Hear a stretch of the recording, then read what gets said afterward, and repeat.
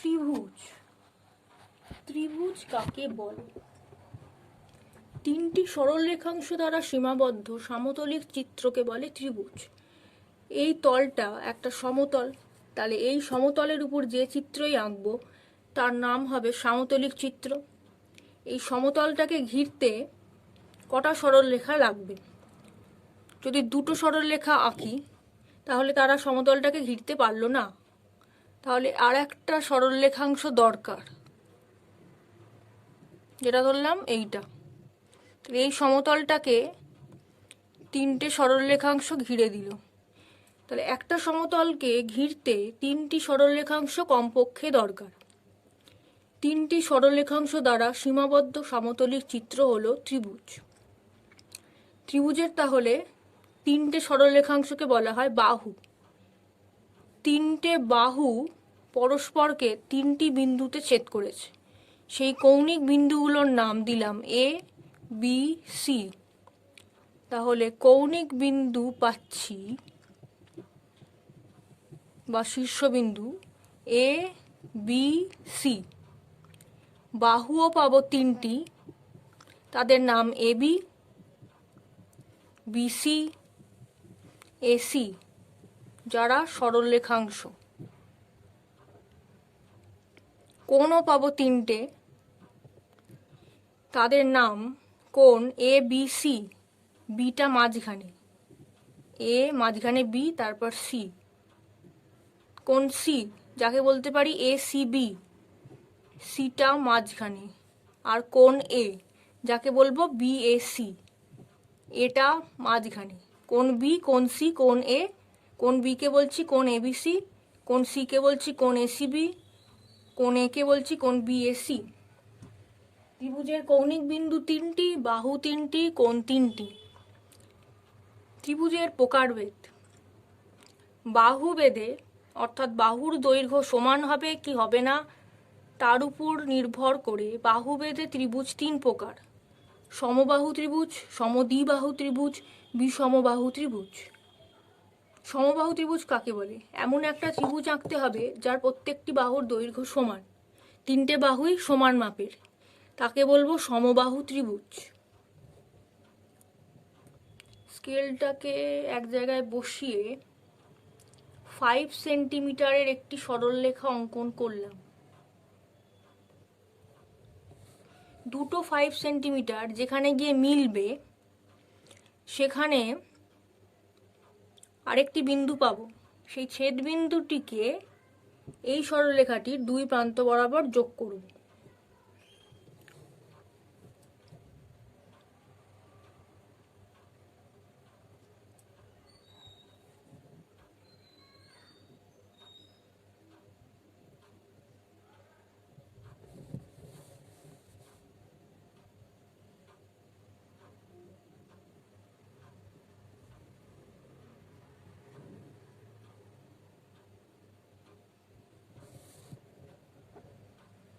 সবসময় দেখা যায় 5 সেন্টিমিটার মাপের ত্রিভুজ আঁকলে সেটা সমবাহু ত্রিভুজে আনাটা সহজ হয়। এটা আঁকার দুটো পদ্ধতি আছে। প্রথম পদ্ধতি হলো একটি সরলরেখা এঁকে নিতে হবে 5 সেন্টিমিটার মাপের। একটি সাইডের বিন্দুকে মাঝখানে রেখে 60 ডিগ্রি 60 ডিগ্রির কোণ আঁকতে হবে। এখানে শূন্য দাগ, বাঁ দিকের দাগটা মিলেছে, শূন্য দাগ মানে আছে এখানে বাইরের স্কেল, বাইরের স্কেলে 60, এই বিন্দুটা এটাকে যুক্ত করে দেব।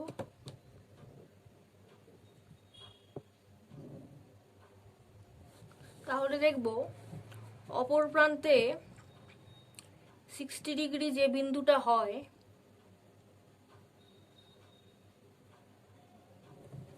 সেটা এর উপরেই আসবে।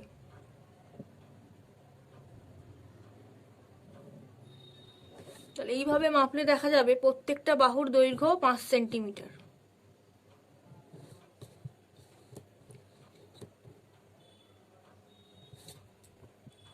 ফাইভ সিএম, 5 cm, 5 cm, এটাতেও তাই ছিল, 5 cm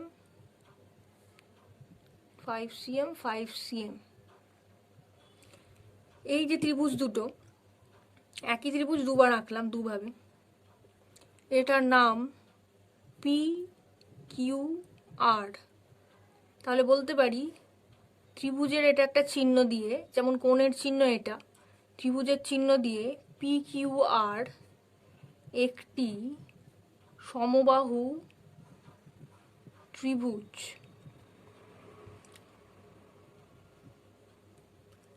যার প্রতিটি বাহু কমা দিয়ে পি কিউ সমান কিউ আর সমান পি আর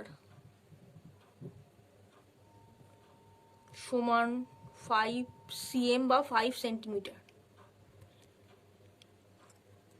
এবার সমদ্বিবাহু ত্রিভুজ, কোনো একটি ত্রিভুজের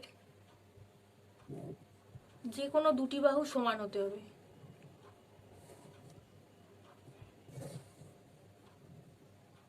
বললাম এই বাহুটা আর এই বাহুটা সমান মাপের,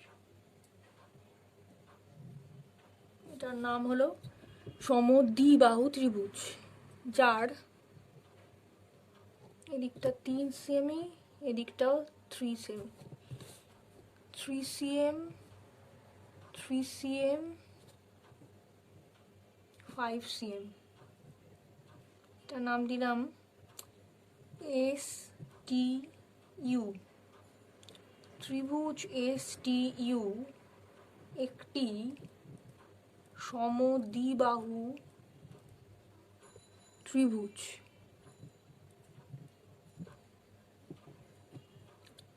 যার এস টি সমান এস ইউ সমান 3 cm,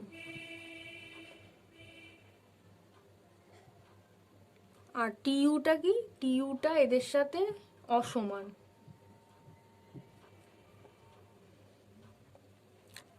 তারপর হলো বিষমবাহু ত্রিভুজ, যে ত্রিভুজের তিনটি বাহুই কেউ কারোর সমান মাপের নয়। ধরলাম এটা হচ্ছে 7 cm, এটা হচ্ছে 3 cm 3 cm, আর এদিকটা পেলাম 9 cm 9.5 cm। তিনটের কোনোটারই মাপ কারোর সাথে সমান নয়।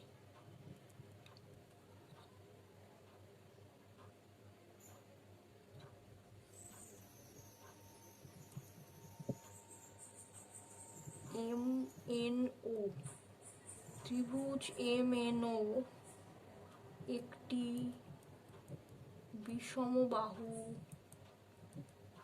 ত্রিভুজ যার এম এন অসমান এন ও অসমান এম ও।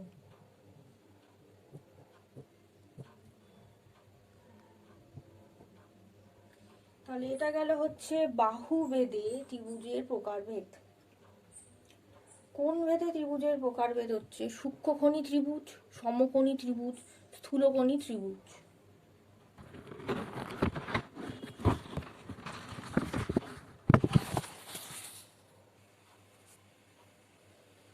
প্রথমে আসছি সমকোণী ত্রিভুজে সূক্ষ্মকোণী স্থূলকোণী। সূক্ষ্মকোণী ত্রিভুজ কেমন দেখতে হবে? সূক্ষ্মকোণী ত্রিভুজ তাকেই বলে যার তিনটি কোণই সূক্ষ্মকোণ। যখন সমবাহু ত্রিভুজ এঁকেছিলাম তখন দুটো কোণ এঁকেছিলাম 60 ডিগ্রি করে। সেখানে মেপে দেখব যে তৃতীয় যে কোণটা পেয়েছিলাম সেও সূক্ষ্মকোণই হচ্ছে, অর্থাৎ 60 ডিগ্রি হচ্ছে। এটা মেপেছিলাম 60 ডিগ্রি 60 ডিগ্রি, এদিকটা মেপেছিলাম 60 ডিগ্রি। থার্ড যেটা মানে কোণ পি, সেটাও মাপলে দেখা গেল 60 ডিগ্রি। সূক্ষ্মকোণী ত্রিভুজেও এমন হতে হবে যাতে তিনটি কোণই সূক্ষ্মকোণ হয়। সূক্ষ্মকোণ মানে 90 ডিগ্রির ছোট কোণ। তো 90 ডিগ্রির ছোট কোণ আঁকতে হবে। সূক্ষ্মকোণীতেও একটা 60 ডিগ্রি করেই কোণ এঁকে দিই।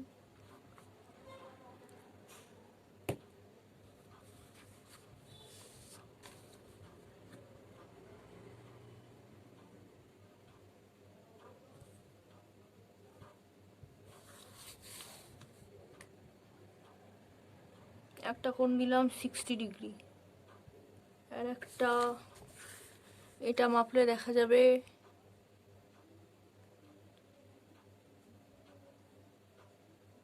50 পর 55, আর এটা মাপলে দেখা যাবে 65-এরও দুটো পর 67 ডিগ্রি, 60 ডিগ্রি, আর এদিকটা মাপলে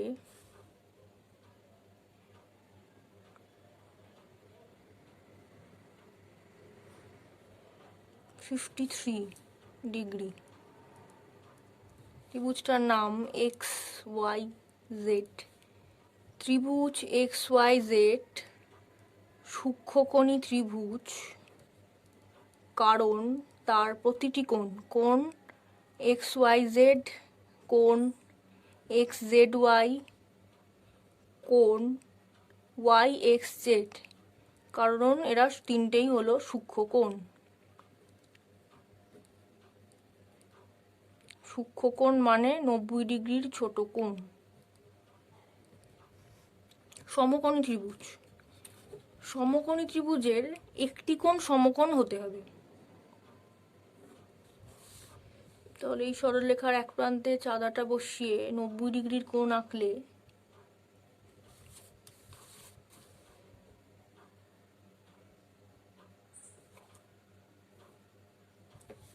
সমকোণ পেলাম। দুটো প্রান্ত এবার যোগ করে দিতে হবে, তাহলে চলে এলো একটা সমকোণী ত্রিভুজ। এটার নাম দিলাম CDE।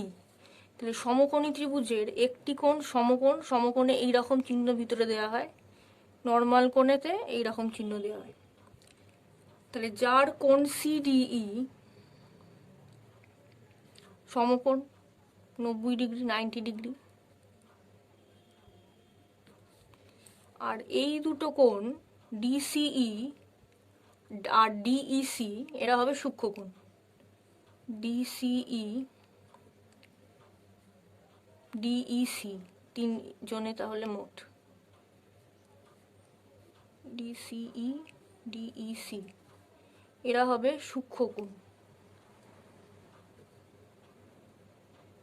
তাহলে যে ত্রিভুজের একটি কোণ সমকোণ এবং অপর দুটি কোণ সূক্ষ্মকোণ তাকে বলে সমকোণী ত্রিভুজ।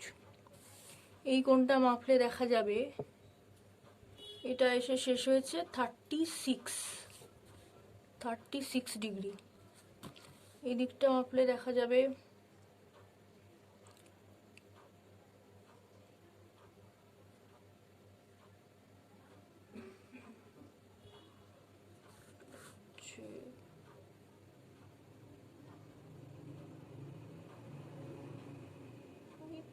36 না 35, এদিকে হচ্ছে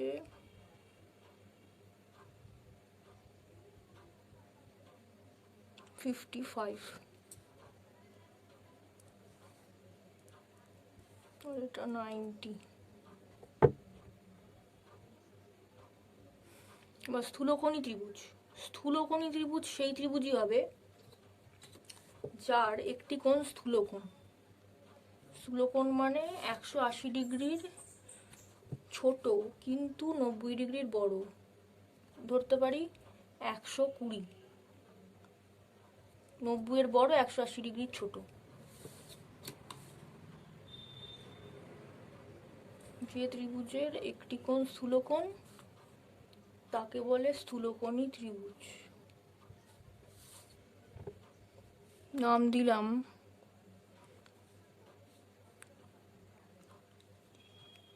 RST।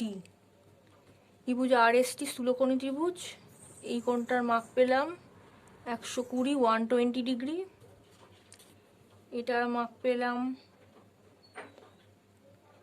37, 38 ডিগ্রি।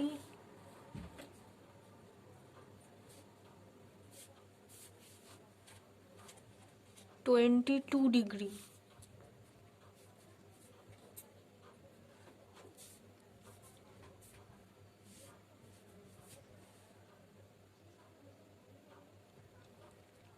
ত্রিভুজ SRT একটি স্থূলকোণী ত্রিভুজ যার একটি কোণ স্থূলকোণ। কোণ SRT স্থূলকোণ।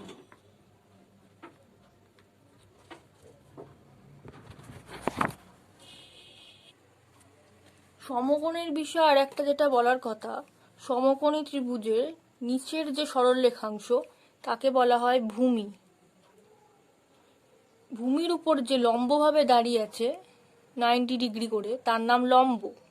সমকোণের বিপরীত যে বাহু সেটা হলো এই ত্রিভুজের মধ্যে সবথেকে বৃহত্তম বাহু, তার নাম অতিভুজ। সমকোণী সমদ্বিবাহু ত্রিভুজ কাকে বলে? এমন একটা সমকোণী ত্রিভুজ নিতে হবে যার যে কোনো দুটি বাহু সমান মাপের। ধরলাম লম্ব আর ভূমি সমান মাপের, 5 সেন্টিমিটার করে।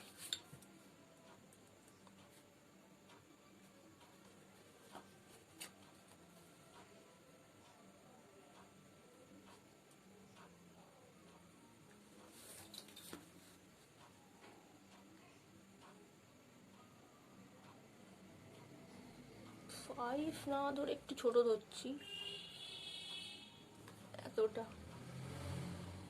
4 করে, 4 সেন্টিমিটার মাপের লম্ব আর ভূমিকে নিলাম, এখানে 4 সেন্টিমিটার। তাহলে দুটোকে যুক্ত করলে যেটা পাবো, দুটো ধার সরলরেখাংশের দুটো প্রান্ত, এটা দাঁড়ালো একটা সমকোণী সমদ্বিবাহু ত্রিভুজ যার এই কোণটা 90 ডিগ্রি, অপর দুটো কোণ সূক্ষ্মকোণ, দুটি বাহুর দৈর্ঘ্য সমান। দুটি বাহুর দৈর্ঘ্য সমান হলেই তাকে বলে সমদ্বিবাহু ত্রিভুজ, এবং একটি কোণ সমকোণ বলে এর নাম সমকোণী সমদ্বিবাহু ত্রিভুজ। ত্রিভুজটার নাম দিলাম XAZ। ত্রিভুজ XAZ হলো একটি সমকোণী সমদ্বিবাহু ত্রিভুজ যার XA বাহু সমান AZ বাহু।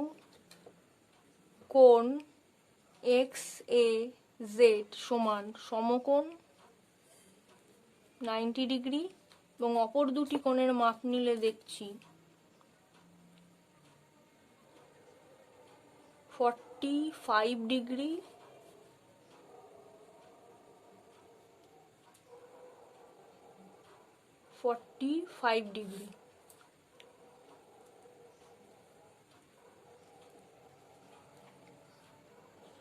অর্থাৎ অপর দুটি কোণ সূক্ষ্মকোণ। এবার একটি ত্রিভুজ আঁকা যাবে কি যাবে না, তিনটি বাহু দিয়েও কোনো প্রশ্ন থাকতে পারে, তিনটি কোণ দিয়েও কোনো প্রশ্ন থাকতে পারে।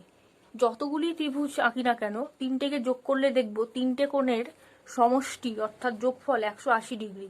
এই ত্রিভুজটা ধরেই যদি দেখি, কোণ XAZ যোগ কোণ AZX যোগ কোণ ZXA সমান XAZ এর মান হচ্ছে 90 ডিগ্রি যোগ 45 ডিগ্রি, ZXA এর মানও 45 ডিগ্রি। তিনটের সমষ্টি হয় 180 ডিগ্রি, 180 ডিগ্রি।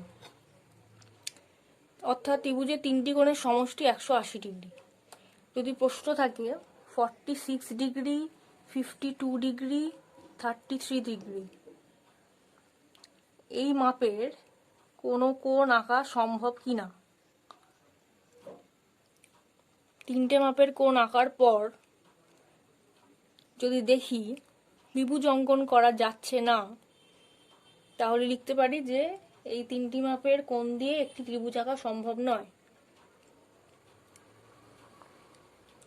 আর উপরের সূত্র অনুযায়ী তিনটের যোগফল দেখব 180 ডিগ্রি আসছে কিনা। যদি না আসে, 180 ডিগ্রির বেশি বা কম হয়ে যায়, তাহলে এই তিনটি মাপের কোণ দিয়ে ত্রিভুজ আঁকা সম্ভব নয়। 46 + 52 + 33, 131 ডিগ্রি। দ্বিতীয় প্রশ্ন,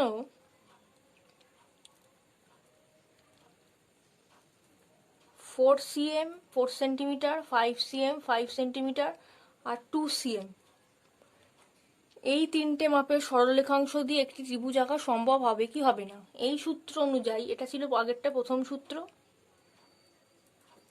এখন দ্বিতীয় সূত্র হচ্ছে একটি ত্রিভুজের তিনটি বাহুর ক্ষেত্রে দেখা যাবে যে কোনো দুটি বাহুর সমষ্টি অপর বাহুর থেকে যেন বড় হয়। 4 আর 5 যোগ করলে হবে 9, যেটা 2 এর থেকে বড়। 5 আর 2 যোগ করলে হবে 7, যেটা 4 এর থেকে বড়। 4 আর 2 যোগ করলে হবে 6, যেটা 5 এর থেকে বড়। তাহলে এই তিনটি মাপের সরলরেখাংশ দিয়ে ত্রিভুজ আঁকা সম্ভব।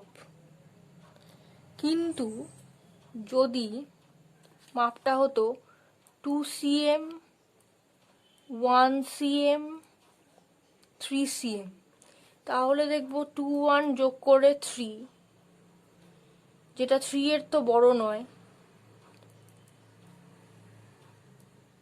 তাহলে প্রথমটা দিয়েও হলো না, দ্বিতীয়টাতেও যদি দেখি না হবে, যেটা 4, যেটা 2 এর বড়। 1 2 আর 3 যোগ করলে হচ্ছে 5, যেটা 1 এর থেকে বড়। প্রথমটাতেই দেখছি যে সূত্রটা ব্রেক করলো।